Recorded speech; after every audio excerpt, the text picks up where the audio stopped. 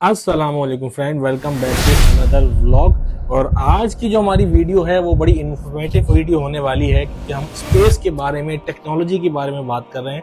और आज की रिएक्शन वीडियो के बारे में ये है कि इसके अंदर आपको बहुत सारी इंफॉर्मेशन मिलेगी क्योंकि नासा ने बहुत तरक्की कर ली है। और एक हमने जो है टेलीस्कोप के बारे में सुना है, जेम्स वेब टेलीस्कोप, जिसको 2021 में लॉन्च किया गया था और उसने हैरत अंगेज तौर पे जो है वो बहुत सारी दरियाफ्त की हैं। तो आए आपको वीडियो को आगाज करते हैं। वीडियो पे नए हैं, चैनल पे नए हैं तो चैनल को सब्सक्राइब करें, वीडियो को लाइक कर लें और शेयर कर दें अपने फ्रेंड्स और फैमिली के साथ, और बेल आइकन जरूर क्लिक करें। तो चलें स्टार्ट करते हैं।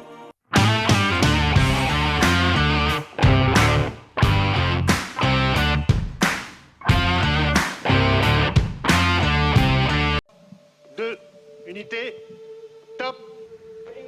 And lift Allumage off. UAP, décollage. बात शुरू होती है 25 दिसंबर 2021 से, जब नासा ने तारीख का सबसे बड़ा टेलीस्कोप खला की तरफ रवाना किया। इस टेलीस्कोप का मकसद खला में छुपे ऐसे राजों से पर्दा उठाना था जो कि इंसानियत ने इससे पहले नहीं जाने थे। आखिर ये टेलीस्कोप अपने इस मकसद के अंदर किस हद तक कामयाब रहा, और साल 2023 के अंदर इस टेलीस्कोप ने आखिर ऐसी कौन सी डिस्कवरीज की जिन्होंने स्पेस और फिजिक्स के मुतालिक अब तक की हमारी तमाम इंफॉर्मेशन को बिल्कुल बदल कर रख दिया। ये सब कुछ और ऐसा ही बहुत कुछ जानते हैं आज की इस वीडियो में। तो चलिए शुरू करते हैं।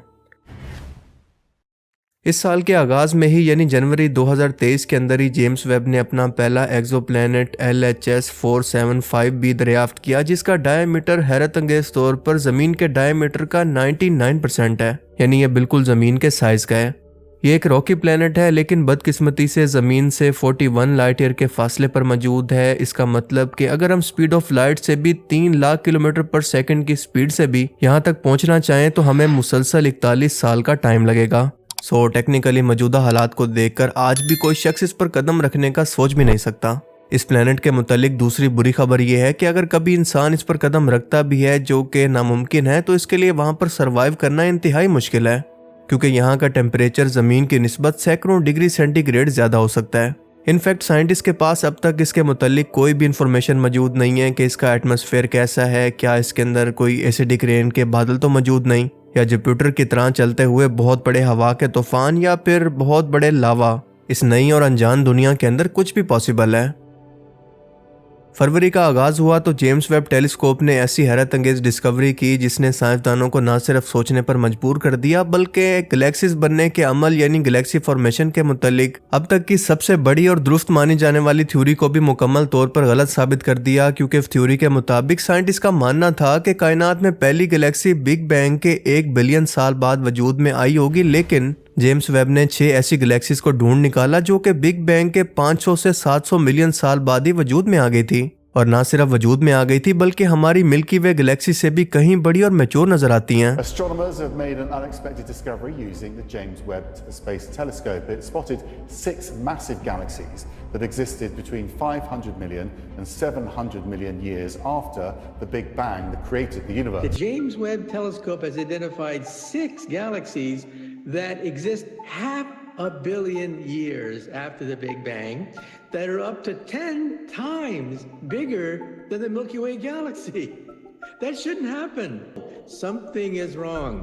We may have to revise our theory of the creation of the universe. मार्च में जेम्स वेब टेलीस्कोप ने ओरियन नेबुला की कुछ ऐसी हैरत अंगेज और खूबसूरत तस्वीरों को भेजा जो कि ना सिर्फ यहाँ पर बनने वाले सितारों बल्कि सियारों के मुतालिक भी बहुत सी इंफॉर्मेशन भेज रही हैं।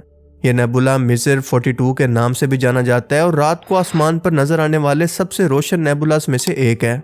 मजे की बात यह है कि ये तस्वीरें दो तरह की यानी शॉर्ट और लॉन्ग वेवलेंथ के अंदर हैं और ओरियन नेबुला के मुतालिक मुख्तलिफ तरह की इंफॉर्मेशन फराम करती हैं। अप्रैल के आगाज में जेम्स वेब ने अपना मुंह एक गैलेक्सी NGC 1068 की तरफ मोड़ा, जिसे सिंगर गैलेक्सी के नाम से भी जाना जाता है। जेम्स वेब ने यह दरियाफ्त किया कि ये एक स्टार बस्ट गैलेक्सी है, यानी इसके अंदर बहुत ज्यादा तेजी से नए सितारे बनने का अमल जारी है और इसके सेंटर के अंदर एक ब्लैक होल भी मौजूद है। हैरत अंगेज तौर पर जेम्स वेब को इस ब्लैक होल के गिर्द डस्टी रीजन के अंदर पॉलीसाइक्लिक एरोमेटिक हाइड्रोकार्बन्स मिले जो कि ऑर्गेनिक मॉलिक्यूल्स हैं और जिंदगी के लिए बिल्डिंग ब्लॉक समझे जाते हैं। इस हैरत अंगेज खोज ने स्पेस के अंदर जिंदगी की मौजूदगी के सवाल पर एक नई बहस छेड़ दी और साइंटिस्ट ये सोचने पर मजबूर हैं कि क्या स्पेस के अंदर कोई ऐसी लाइफ मौजूद है जो शायद माइक्रो लेवल पर तो मौजूद हो, लेकिन अब तक साइंटिस्ट इसको डिस्कवर नहीं कर पाए। मई के आगाज में जेम्स वेब ने वो कर दिखाया जिसके लिए इसे डिजाइन किया गया था। जेम्स वेब ने पहले से डिस्कवर एक एक्सोप्लैनेट K2-18b पर फोकस किया और इसके एटमॉस्फेयर के अंदर कार्बन डाइऑक्साइड, पानी के वेपर और मीथेन गैस को तलाश कर लिया। जेम्स वेब के डाटा से पता चला कि ये प्लैनेट समंदरों से भरा हो सकता है और इसके एटमॉस्फेयर के अंदर बहुत ज्यादा हाइड्रोजन गैस भी मौजूद हो सकती है। इस प्लैनेट पर एक महीने के अंदर 33 दिन होते हैं और ये अपने सितारे यानी रेड डॉर्फ K2-18 के हैबिटेबल जोन के अंदर है, यानी यहाँ पर जिंदगी की मौजूदगी और सर्वाइवल के बहुत ज्यादा चांसेस हैं। बुरी खबर यह है कि यह सियारा हमारी ज़मीन से 124 लाइट ईयर के फासले पर है, जिसे सर करना आजकल के जदीद इंसान और मौजूदा टेक्नोलॉजी के बस से बाहर है।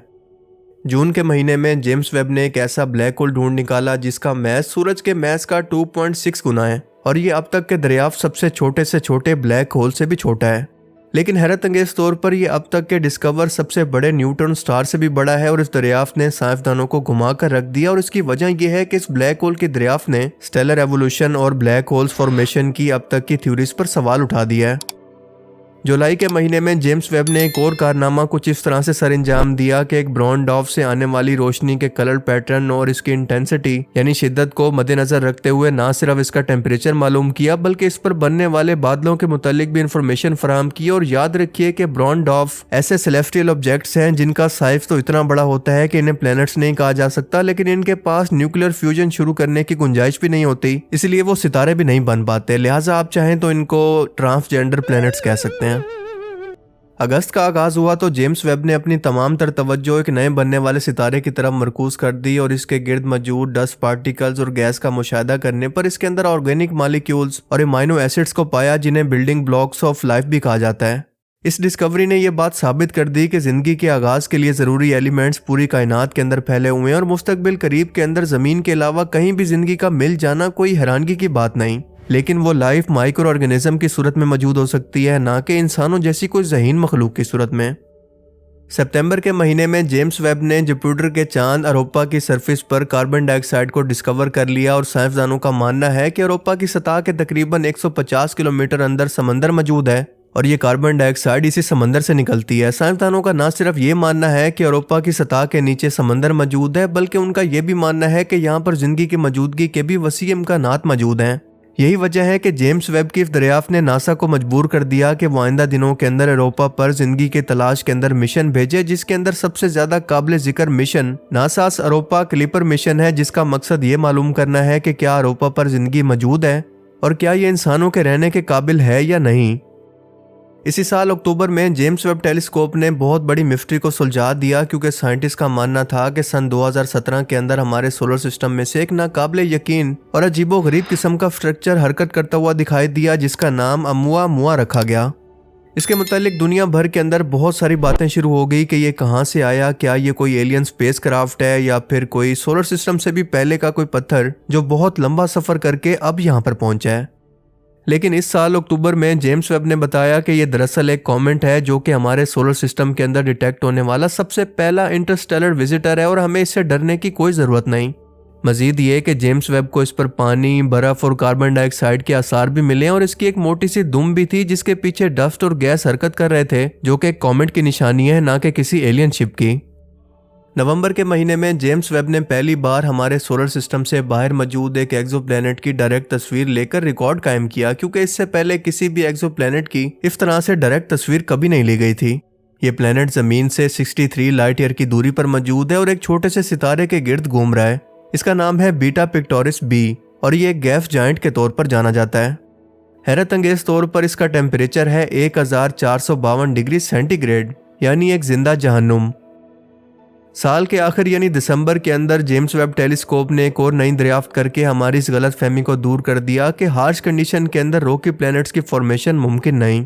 जेम्स वेब टेलीस्कोप ने एक खास किस्म की डिस्क XUE1 का मुशाहिदा किया और यह डिस्क बहुत से सितारों के करीब थी, जिनमें से बहुत ज़्यादा अल्ट्रा वायलेट रेडिएशन निकल रही थी और साइंटिस्ट का मानना है कि इन रेडिएशन की मौजूदगी के अंदर किसी भी सियारे का बनना यानी प्लैनेट फॉर्मेशन मुमकिन नहीं, क्योंकि ये शुआएं वहाँ मौजूद डस्ट को यहाँ वहाँ बखेर देंगी और एक प्लैनेट के बनने के लिए तमाम ज़रूरी केमिकल्स और मॉलिक्यूल्स को तोड़ देंगी और इसकी फॉर्मेशन को नामुमकिन बना देंगी।